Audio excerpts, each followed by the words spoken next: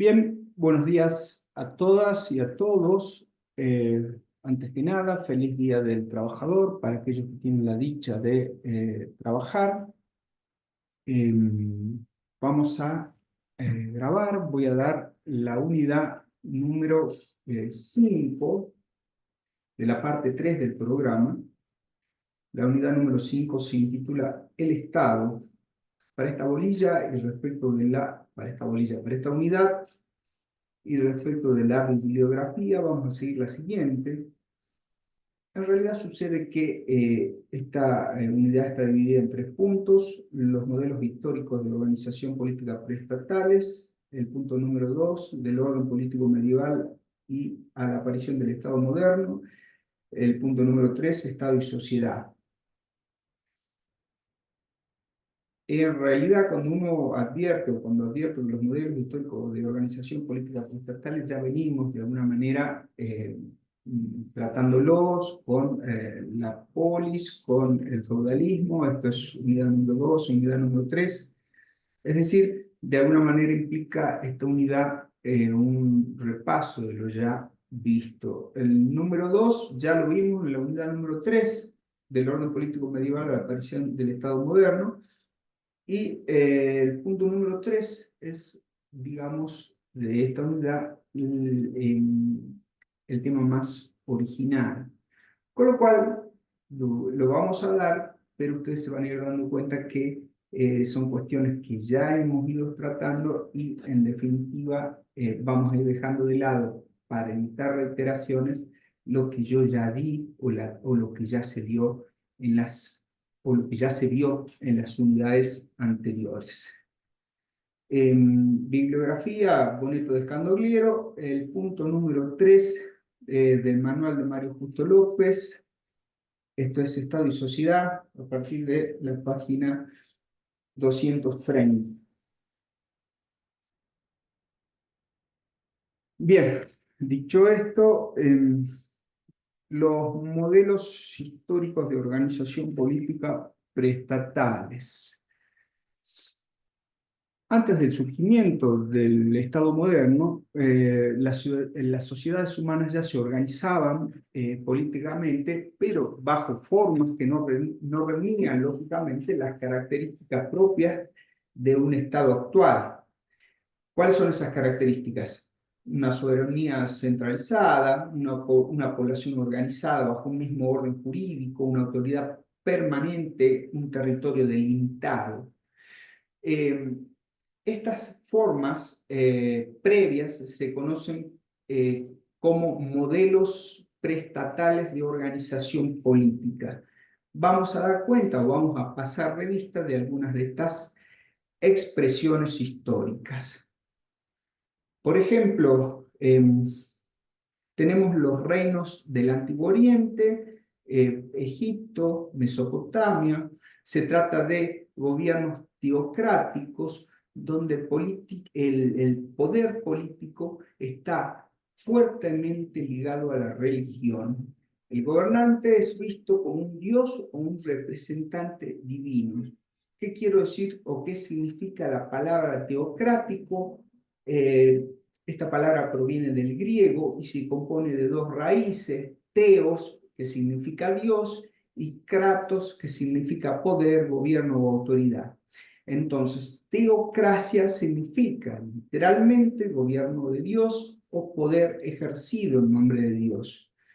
En estos gobiernos no hay una clara separación entre lo público y lo privado, ni un orden jurídico secular. La ley es entendida como una expresión divina y no como una norma racional igual para todos. El ejemplo clásico es el de Faraón de Egipto, que es rey, es jefe militar y Dios al mismo tiempo. Respecto de qué otro ejemplo tenemos o qué otro modelo tenemos, modelo histórico preestatal. La organización política griega, esto ya lo vieron en la unidad número 2, cuando hablamos de la polis. A partir del siglo VI a.C., nace en Occidente la reflexión política consciente. Ya no se vive solo en sociedad, sino que se comienza a pensar cómo organizarla mejor. ¿Qué es la polis? La polis es una unidad política, religiosa y cultural. Surge de la unión de clanes familiares bajo un culto común. ¿Qué es un clan?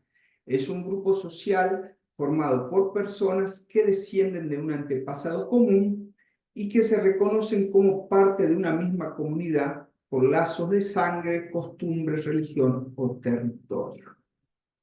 Para un griego, ser ciudadano de su polis es más importante que cualquier otra identidad. Un ateniense, por ejemplo, se siente primero ciudadano de Atenas que de Grecia. Su identidad política está completamente ligada a la ciudad-estado. Cada polis es autónoma con sus propias leyes, gobiernos y ejército. El ciudadano participaba activamente en la vida política de su ciudad. Reitero, no decía soy griego, sino soy ateniense, soy espartano. Su lealtad era primero hacia la polis y no hacia la patria común. Yo trataba de cómo explicarles o hacer referencia a algún tipo de ejemplo de lo que sentía el griego por el amor o su identificación con la polis, y se me ocurrió esta película 300, muy conocida. Bueno, para quienes no la vieron, se la recomiendo, porque creo que esta película muestra el profundo sentido de pertenencia, en este caso del espartano, hacia su ciudad, Esparta. Se destaca, obviamente, que de una forma exagerada, lo que es cómo se lucha no por un interés personal, sino por la defensa de la polis. Entonces no se trataba tanto del amor a Grecia. Es cierto, tienen en común un lenguaje común, tienen en común, valga la redundancia, el mismo lenguaje, los mismos dioses, algunas costumbres, pero su identificación es esencialmente con la ciudad, con su polis, con Atenas, con Esparta, con Tebas. Los grupos sociales, tenemos esclavos que llegan a formar hasta un tercio de la población, tenemos metecos que son extranjeros, que son hombres libres pero sin derechos políticos, tenemos ciudadanos que pueden participar de la vida política. A ver, ciudadanos son quienes participan de la vida política, pero son solo por nacimiento que adquieren la ciudadanía. Quienes únicamente pueden participar de la vida política son los ciudadanos.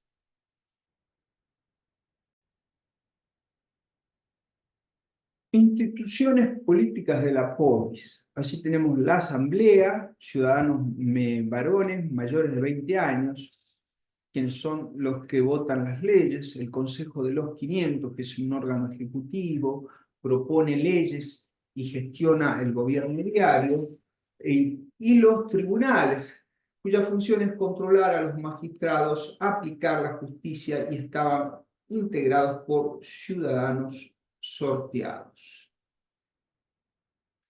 Esto en cuanto a lo que es Grecia, o mejor dicho, la polis griega. ¿Qué otros modelos de estados, o mejor dicho, modelos de organización preestatales tenemos? Son los que otras expresiones son las que se dan en Roma. Para hablar de Roma tenemos que hablar de sus etapas políticas. Tenemos una primera, donde hay una monarquía, es 753, vamos a dividirlo por años, 753 a 509 a.C. Esta monarquía se caracteriza porque gobierna un rey, pero con el Senado y los comicios como órganos de consulta. Esto es, hay un poder personal, pero limitado. El rey, por ejemplo, debía consultar al Senado antes de declarar la guerra. Este Senado, ¿cómo está compuesto? Está compuesto por los patres, que son jefes de las familias patricias, eran designados por el rey y ocupaban el cargo de forma vitalicia. El término Senado, que aún nosotros utilizamos, proviene de senex, que en latín significa anciano. Su función principal es asesorar al rey en decisiones políticas, religiosas y militares. No es que tuviera un poder ejecutivo, no es que tuvieran poder legislativo, sino que su rol, el rol de Senado es consultivo.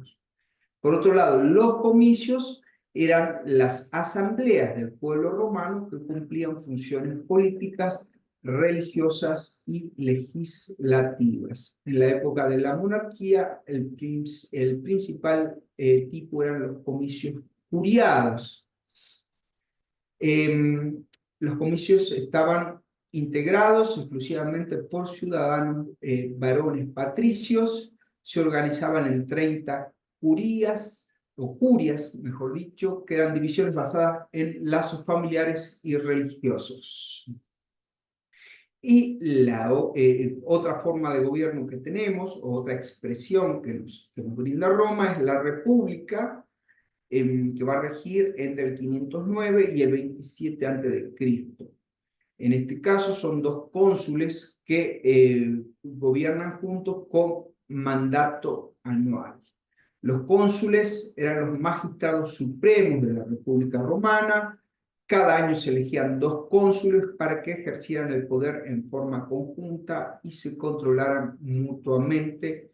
Su función era reemplazar al antiguo rey, pero con limitaciones y controles. Tenían poder, tenían imperium, es decir, poder de mando militar, civil y judicial. Eran jefes de ejército, presidían el Senado y los comicios y ejecutaban las decisiones del Estado. En tiempos del imperio, el título de cónsul continuó, pero ya era honorífico y sin poder real. Por último, tenemos el imperio. Ahora, en este caso, nosotros veníamos viendo tanto que en la monarquía como en el caso de la república tenemos el poder limitado. ¿Por qué? Porque el caso de la república tenemos dos cónsules, en la monarquía tenemos un rey, pero con poderes limitados, tenemos un senado, tenemos los comicios. En cambio, llegando al imperio, 27 a.C., 476 después de Cristo, el emperador concentra todo el poder militar, administrativo, judicial y legislativo. El Senado y los comicios existen, pero sin poder real. Aparece entonces lo que es la autocracia. Esto es el gobierno de uno solo. Aunque el Senado sigue funcionando, nunca se puede contradecir al emperador.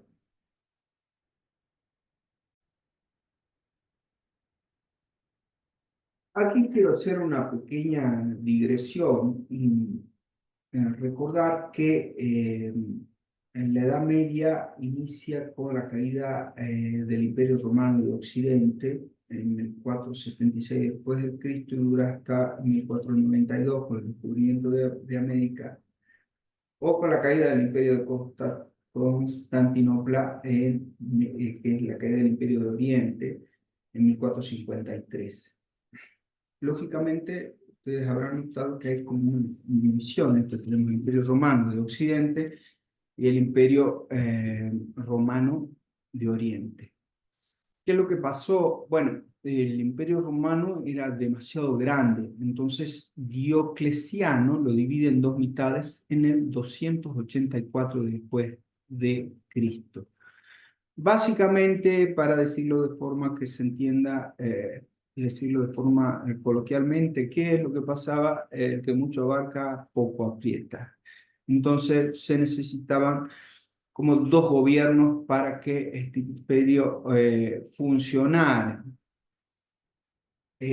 A ver, trayendo un poco, haciendo un análisis comparativo, no del todo feliz, debo decir, pero para que ustedes se den una idea, con algo que es muy probable que, con algo que han estudiado, y es que tiene que ver, a mí me suena muy parecido a lo que pasa con la creación del virreinato del Río de la Plata. Porque en ambos casos, si vamos a decir de similitudes, existe la dificultad de gobernar un territorio demasiado extenso desde un solo centro de poder.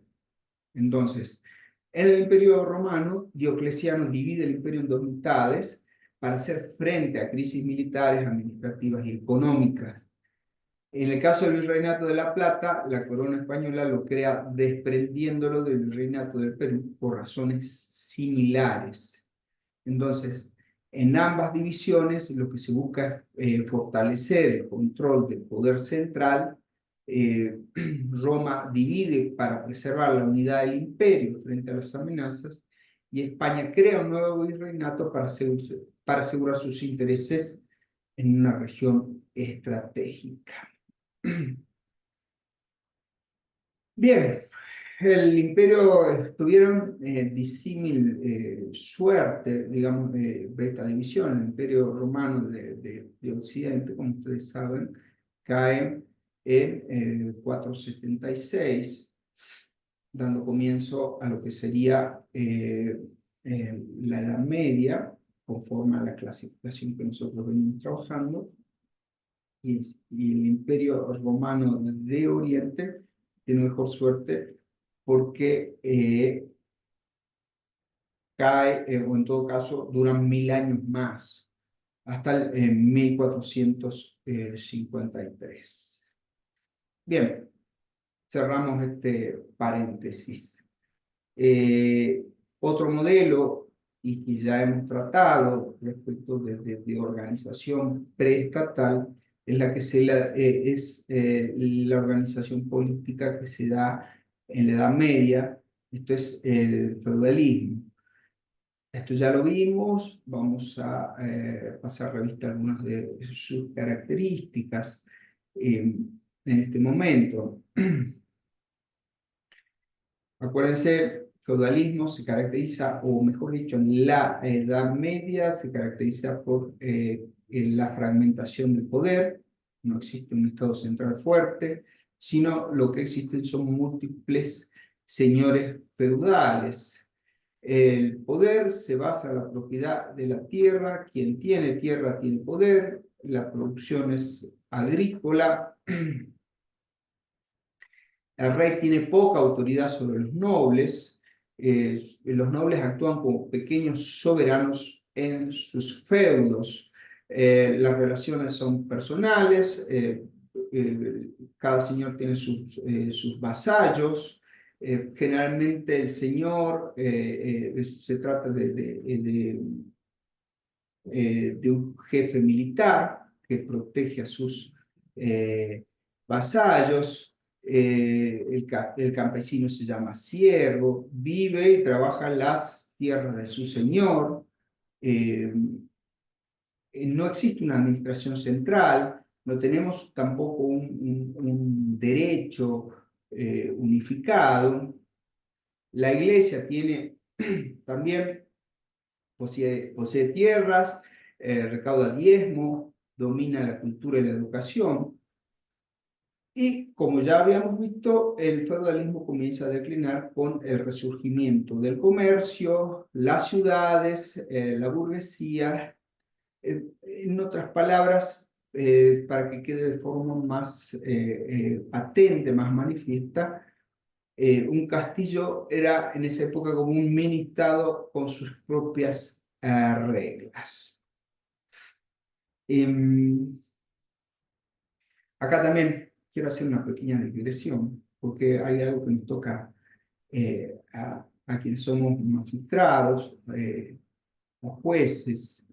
Nosotros hace unos años atrás, estamos hablando del 2020, en adelante hemos sufrido, sí, ahí tuve un lapsus, dije hemos sufrido.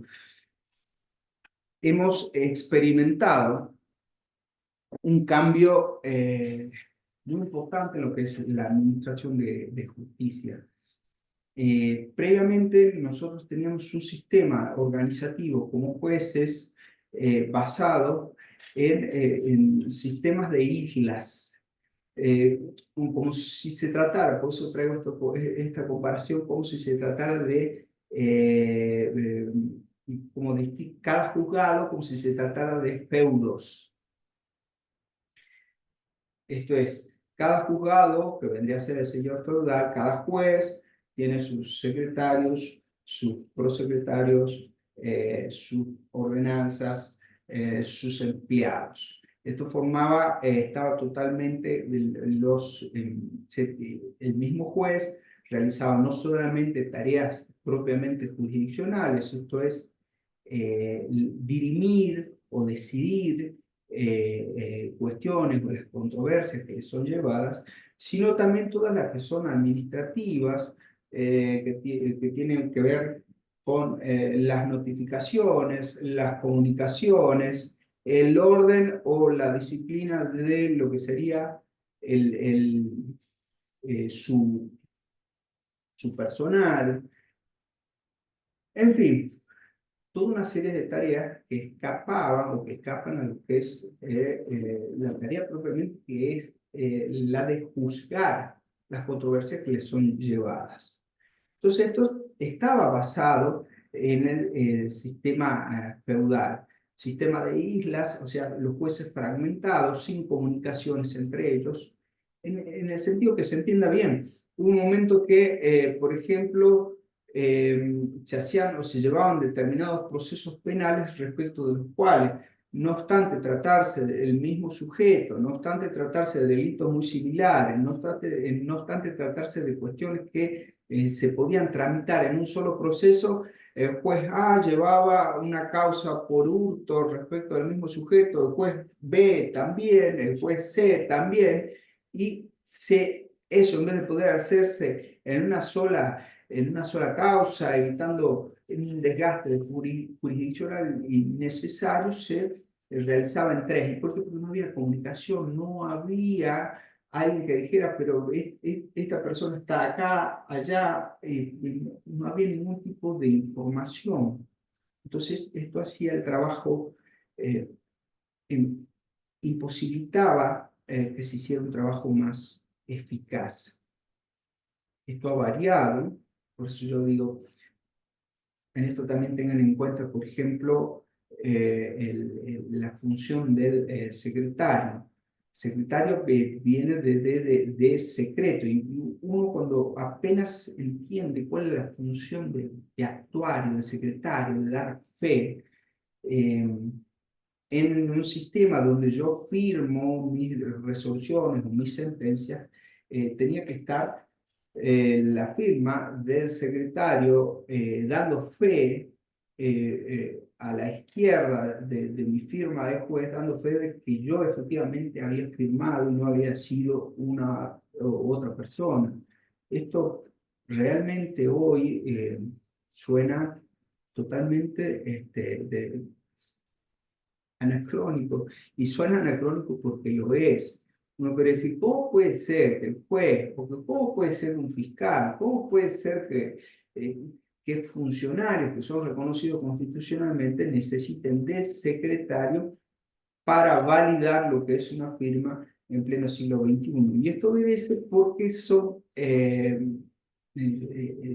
rasgos que quedan de otras épocas y que tienen que ver con aquellas épocas donde el secretario o donde se resuelve en secreto, de espaldas a la comunidad, de espaldas a la sociedad, y el secretario es la persona encargada de decir, de alguna manera, de dar fe que efectivamente esto que se ha hecho de forma secreta corresponde, de que esa firma corresponde al magistrado que ha puesto o estafado su rúbrica. Esto se ha reformado, yo en algún momento les dije, me salió un lapsus, es decir, o me traiciona el inconsciente, porque dije, lo hemos padecido. Y esto es porque de alguna manera así es. ¿Qué quiere decir esto? Porque se hace una gran reforma y se rompe un poco con ese sistema de islas, con ese poder fragmentario tipo feudalismo al cual yo había hecho referencia, y se establecen oficinas de gestión judiciales que son las encargadas de llevarse los secretarios, llevarse los prosecretarios, llevarse los empleados para que trabajen para una oficina con un director encargado de todo lo que es la parte administrativa, y el juez no le quede otra cosa que resolver, esto es decidir, esto es realizar la función propiamente jurisdiccional. ¿Por qué se dice lo hemos padecido? Porque es un poco romper con la lógica esta de poder, donde el señor juez, haciendo este análisis comparativo con el feudalismo, es el señor donde tiene sus vasallos, sus empleados, sus secretarios, sus funcionarios, y de pronto viene una oficina que se lleva todo el personal. No solamente eso, sino que establece su agenda. ¿Qué quiere decir esto? Que es la que va a fijar sus audiencias. Los días es también quien, de alguna manera, bueno, en pleno siglo XXI, le va a establecer cuándo hace la audiencia, cuándo no la hace, le va a establecer horarios. Entonces, este fenómeno se ha dado, en definitiva, desde mi punto de vista, es beneficioso, cuesta un poco al principio, pero rápidamente uno, o por lo menos yo, advierto una mejora en la prestación del servicio de justicia. Bueno, quería hacerles también esta comparación del feudalismo y del feudalismo, ya hemos hablado en la unidad número 3, pero quería un poco relacionarla con el modo de organización que tiene la justicia y cómo también toda esta forma de pensar ha ido dejando huella en muchas de las instituciones que hoy, aún hoy o hasta hace muy poco, tienen vigencia o rigen actualmente en nuestro sistema de justicia.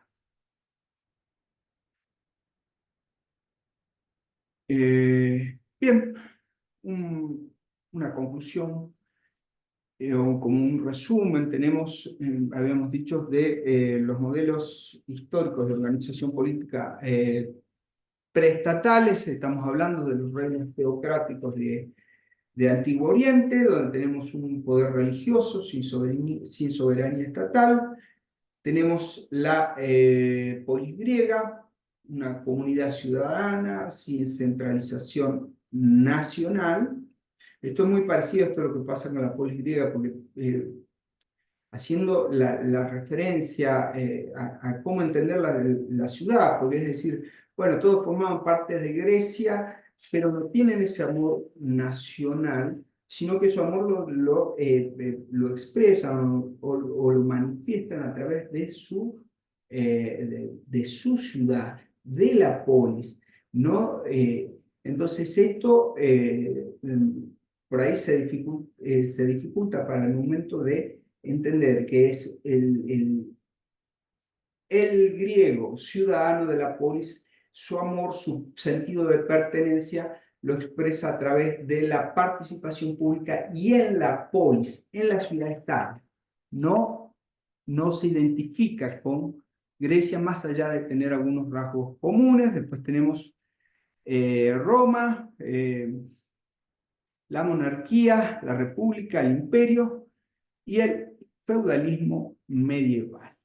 Esto para concluir con lo que sería el primer punto de la unidad número 5.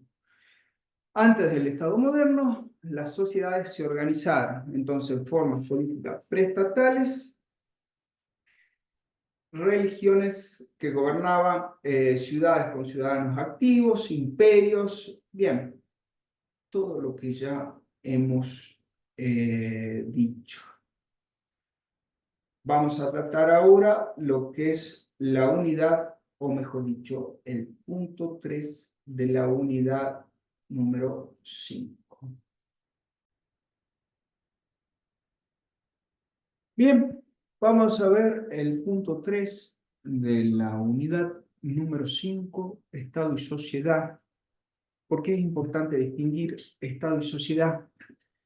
Cuando hablamos de derecho, en derecho político de esta relación, lo primero que cabe preguntarse es si Estado y sociedad son lo mismo, o uno manda sobre el otro, o qué es primero, el Estado o la sociedad, o si se complementan, o si se oponen. Entonces, para esto hay distintas teorías o distintos enfoques que han tratado esta relación. Esto es la relación entre Estado y la sociedad. Nosotros hemos visto algunas de ellas. Por ejemplo, para Hobbes, para Locke, para Rousseau, ellos se han preguntado qué había antes del Estado y cómo se respondería en este caso. Ellos nos hablan, si bien dándole su aporte, su visión, nos hablan siempre de un estado de naturaleza, donde hay una etapa previa donde existe la sociedad, pero no hay ley, no hay gobierno, no hay orden, o mejor dicho, no hay quien manda. Entonces, por ejemplo, para Hobbes tenemos que el estado de naturaleza es una guerra de todos contra todos, el hombre es el lobo del hombre. Para Locke, una sociedad, en una sociedad, tenemos una sociedad pero con derechos naturales, sin gobierno, sin jueces. Para Rousseau, este estado de naturaleza es un estado ideal, pero que se corrompe con la creación de la propiedad privada y el Estado. Pero si uno va para responder a alguna de las preguntas con las cuales iniciamos esta exposición, vamos a decir que ¿qué es antes? El Estado o la sociedad. Y si yo hablo de este estado previo de la naturaleza, debo decir, la respuesta es bastante lógica. La sociedad es antes que el Estado. Otro punto de vista, o mejor dicho, se da otro enfoque que se da a esta relación, surge en el siglo XIX, donde la sociedad empieza a tener como concepto un mayor protagonismo y el Estado empieza a ser visto como un problema. En el auge del liberalismo político aparecen las ideas de Estado, de derecho y constitucionalismo. En este contexto se empieza a ver el Estado como algo negativo o algo como al menos sospechoso. Para los liberales, el Estado debe ser mínimo. Esto es, la sociedad y especialmente el mercado deben tener la libertad de actuar. Para los anarquistas, el Estado debe desaparecer. Para los socialistas, en cambio, el Estado es un instrumento de dominación de clase. Hoy vemos, conforme a lo que acabo de decir, cómo estas ideas se reflejan en debates sobre la intervención, por ejemplo, sobre la intervención del Estado en la economía. Eh, por ejemplo, cuando se discute si el Estado debe regular los precios de los alimentos o si debe regular el precio del dólar. En este caso, quienes sostengan que no, están tomando una postura similar a la de los liberales del siglo XIX. Cuando algunos movimientos, por ejemplo, piden menos presencia del Estado o, sinceramente, o dicen, por ejemplo, que el Estado no debe existir o hay que destruir el Estado, estamos más cerca de una línea anarquista.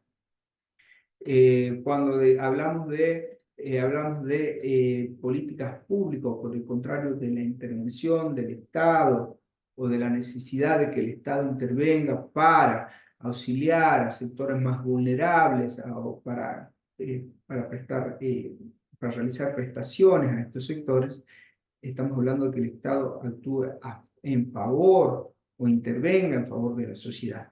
Esta es una postura más del estado de bienestar o más de izquierda.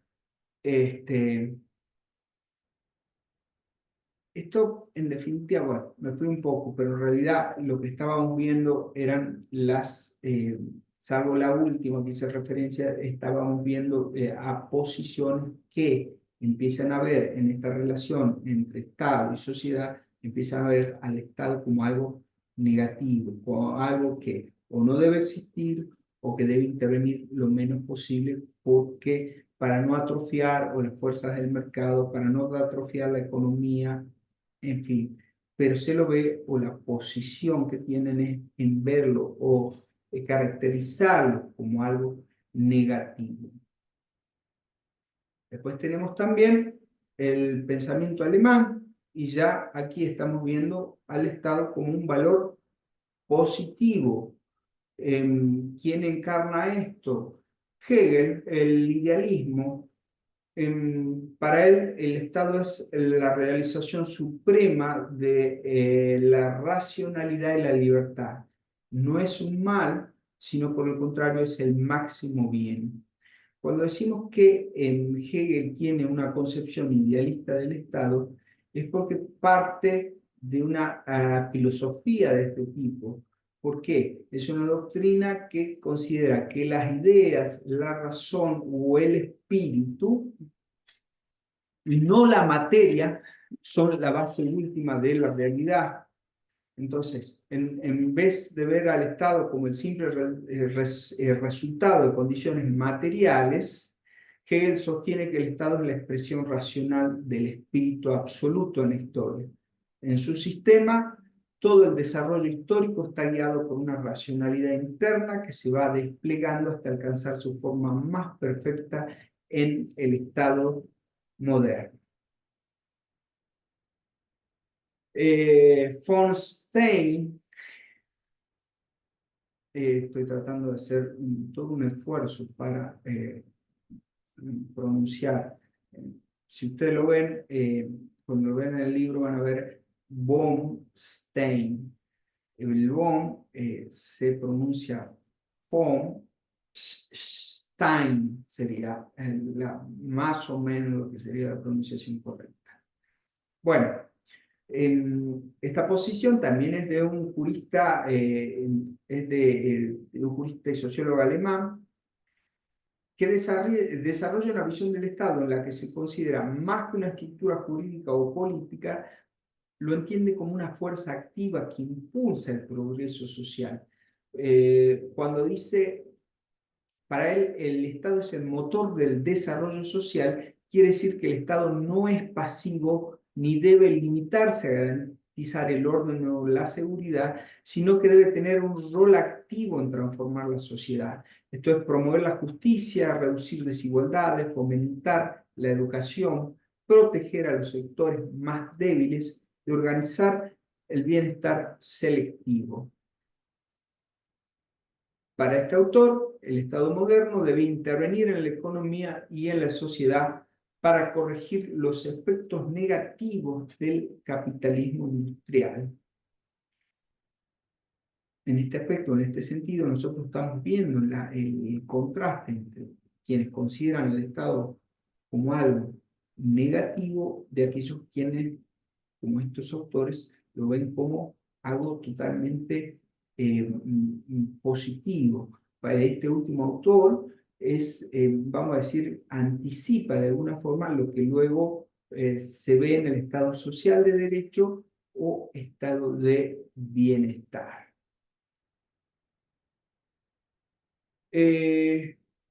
Marx y Engels tienen en este contraste una posición que vamos a decir intermedia respecto a esta relación. ¿Por qué? Porque para ellos el Estado no es neutral, sino que representa los intereses de una clase, la burguesía, pero en realidad no quieren destruirlo, no quieren destruir ese estado inmediato, sino que proponen que el proletariado lo use para transformar la sociedad hasta llegar finalmente a la sociedad sin clases y sin Estado.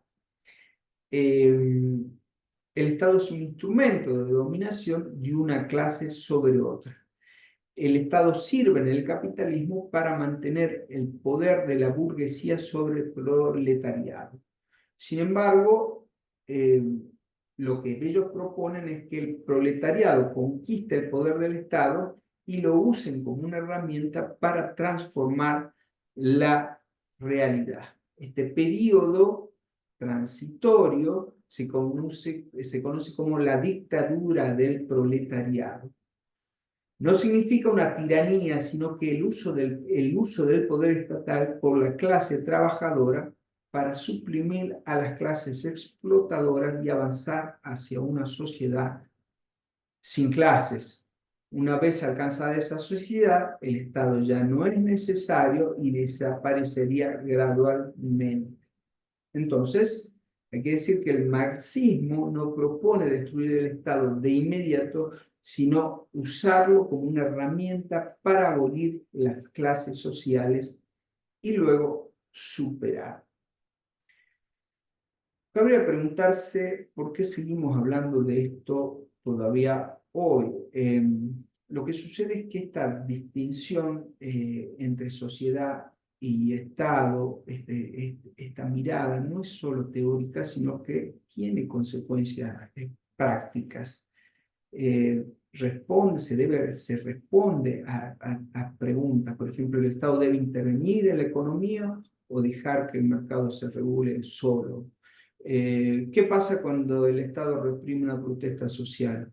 ¿Defiende el orden o está atacando a la sociedad? ¿Quién debe tener el poder para decidir sobre temas sensibles como el aborto, la educación o la salud pública? Toda esta serie de preguntas que uno puede hacerse, que tienen, y muchísimas que tienen mucha actualidad, nos muestran que la relación entre Estado y sociedad sigue siendo un campo de disputa. No hay una única respuesta, pero es fundamental que ustedes como futuros abogados, abogadas, aprendan a reconocer estas posturas y aprendan a reconocer, digamos, a qué responden muchas de estas discusiones, qué hay detrás de cada posicionamiento que uno puede tomar.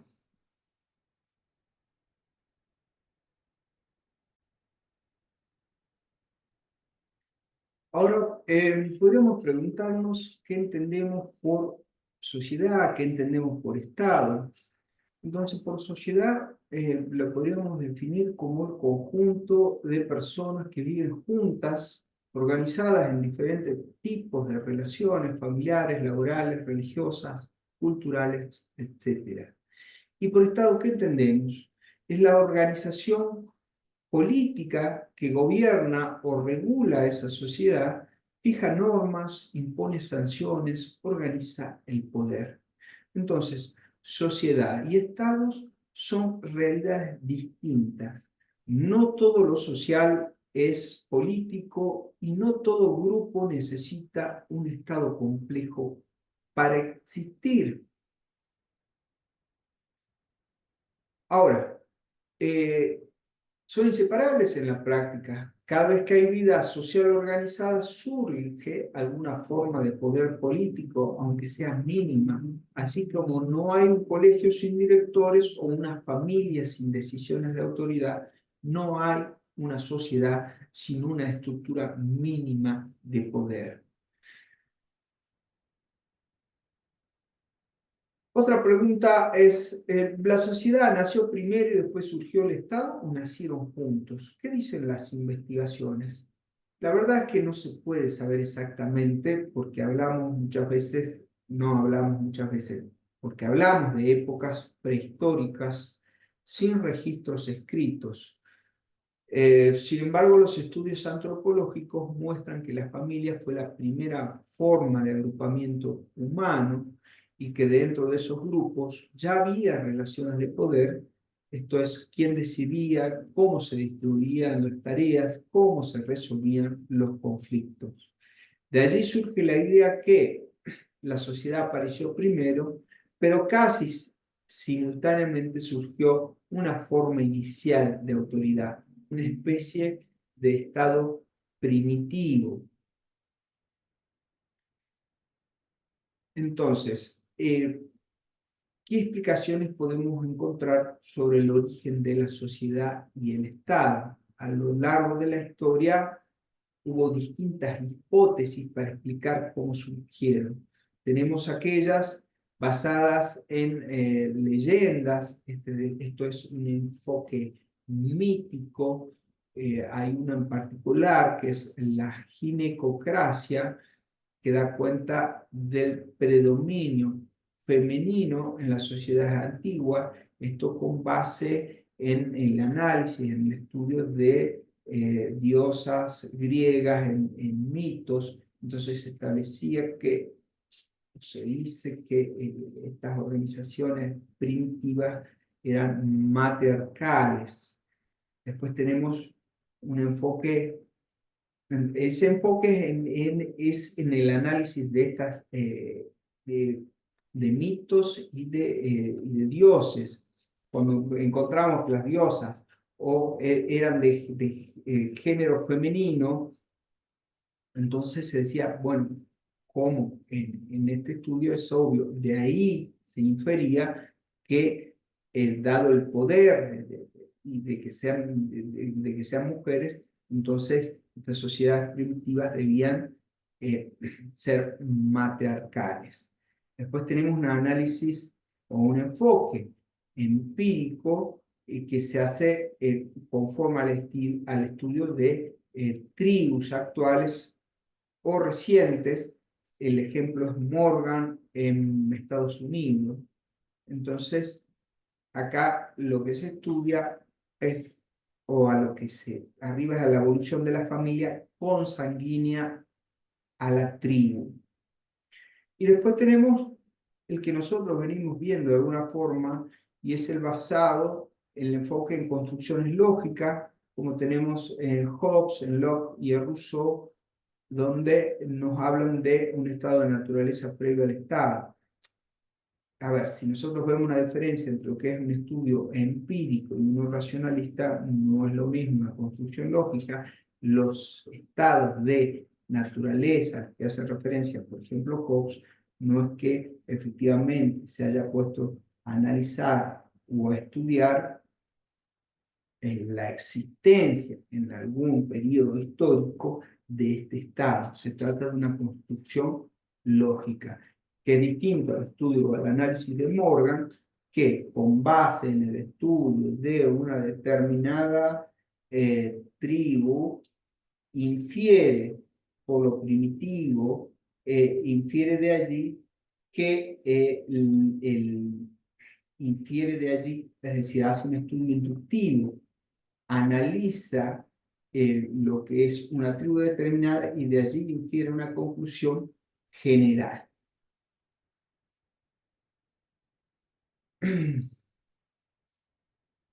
Tenemos algunos factores o principales factores explicativos, esto es factores considerados históricamente como aquellos que han impulsado el surgimiento del Estado.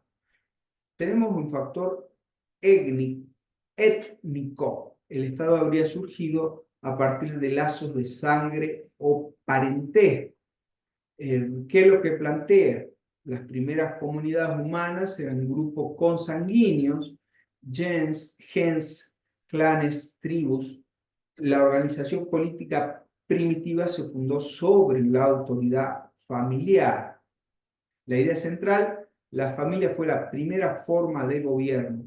A medida que se agrandó, se volvió una tribu y luego se formó el Estado. Después tenemos, por ejemplo, el factor bélico. El Estado nace de la guerra y el sometimiento de un grupo a otro. La conquista de un grupo por otro lleva a la necesidad de organizar el poder para dominar y controlar. Aparece una estructura jerárquica, dominadores y dominados.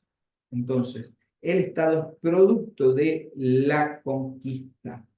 Después tenemos el factor económico. El Estado surge para proteger la propiedad privada y para garantizar las relaciones de producción.